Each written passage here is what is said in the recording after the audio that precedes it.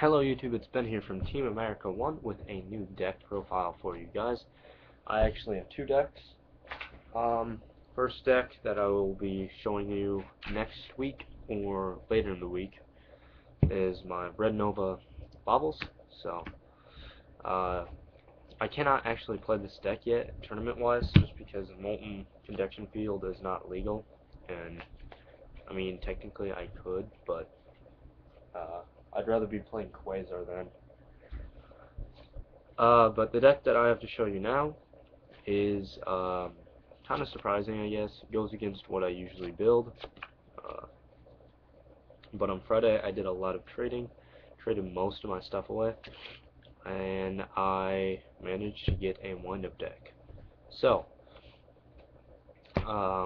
anyways, let's just get right into it. I know this is a tier 1 deck, and I usually don't play tier 1 decks, and I talk about how I dislike windups. But after playing this deck, you kind of realize that this deck actually does take quite a bit of skill to play and learn. So, anyways, 3 Shark, 3 Magician, 3 Rat, and 3 Rabbit. You guys all know the loop pretty much. Opening Wind-Up Magician and Wind-Up Shark pretty much guarantees you the game. And for me, I opened Wind-Up Shark, or Magician Shark, so many times throughout the tournament. That's one thing that does need to get hit by the deck, is just bump each one of these down to 2, and it lowers the consistency of the deck. So, but that's it for the wind-up monsters. I also play Tour Guide, 2 Tour Guides and Sangan. It's generic to throw in any deck. I main deck 2 Thunder King. This kind of contradicts itself just because of Factory, but it's one of the only main deck cards that people can use against the water matchup for windups, so it's a great card. And then Triple Effect Failure. This is for the mirror match, which is one of the only losses I had on the weekend. So, I figured that bumping this up to 3 and stopping their Magician Shark play would be devastating, and then going off on my own. So, yeah, but that's it for the monsters. Played quite a few monsters, so. For the spells, 3 Factory, it's mandatory. Monster Reborn, Heavy Storm, Dark Hole, Pot of Avarice, also all kind of mandatory. Pot of Avarice especially. And then triple MST for the anti-backrow support of the deck. So, and then for traps, I play 2 Torrentials, 2 Bottomless, 2 Compulse, 2 Deep Prison, 2 Warning, and 2 Judgment. I'm sorry. Reason behind this, it's pretty much the same exact trap lineup as my zombie deck, except instead of calls, I play compulses. So compulse is a really good card in the mirror match, I guess, just because if they go Zen Mounty, kind of screws up their play if you compulse it because they won't get the effect. So, anyways, onto the side deck. The main deck is all pretty self-explanatory, but Devil Max C.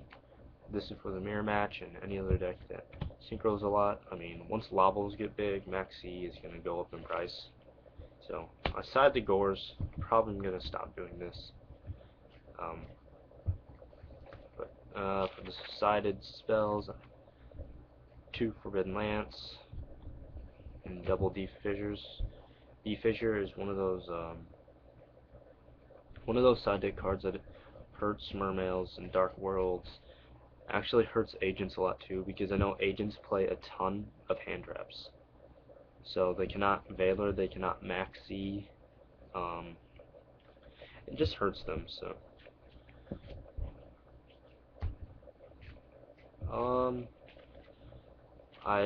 For traps, the Soul Drain, because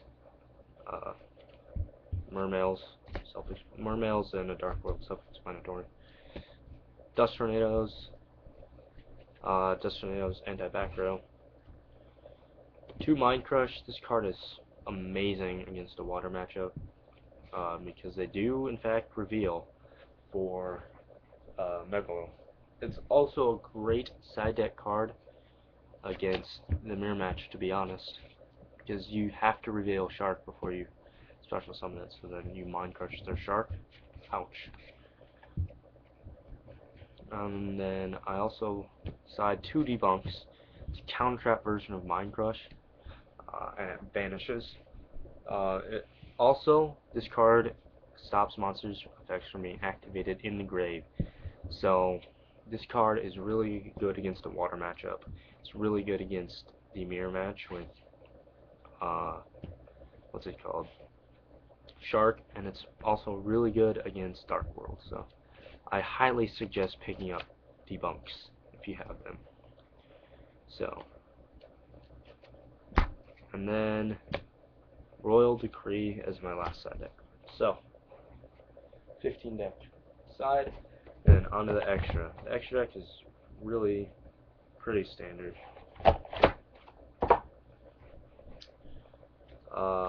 Rank 3s, you play Zen Mighty, Leviathan, Giga Brilliant, Zen Mains, Leviair, Tempo, Acid Golem. These are all standard. So, and then for rank 4s, you play Maestro, Utopia. I'm taking Utopia out for Tiras. So, Zenmeister. I get a lot of crap for playing this, but it's just another magician target or factory. Like this card can trigger off a lot of effects. You can go into Zenmeister to bring out another shark, then use Shark's effect, and then add another shark with factory or something. So I really do enjoy this card. Photon Popular Operative for that push for game. Number 50 Black Corn, and then Shockmaster, of course. And then for rank 5s, I do not have Tiras, but I have Adris and Zenmile. And this is actually my friend's Zenmile, that's why it's in a different sleeve, so I have to give that back to him. But anyways, that's pretty much the deck profile. Thoughts on the deck. It's a really fun deck, but at the same time, it's I don't like playing it just because you kind of get a lot of crap for playing a top tier deck for locals. I do hope it gets hit, because as soon as it gets hit, I'm going straight back into my zombie deck. I'll be going into my Lavos or Constellars. I haven't done a Constellar profile in a while, so I'll be doing that for you guys. But yeah, overall, it's a really good deck. Going into a matchup and knowing that you are probably going to win is honestly one of the better feelings. Yes, I do prefer the non-meta decks, but I also don't like going into a tournament and losing all the time. I know that sounds like pretty bad, but it's just how I think. So anyways, thank you guys for watching. Don't forget to comment, subscribe, and I'll see you later.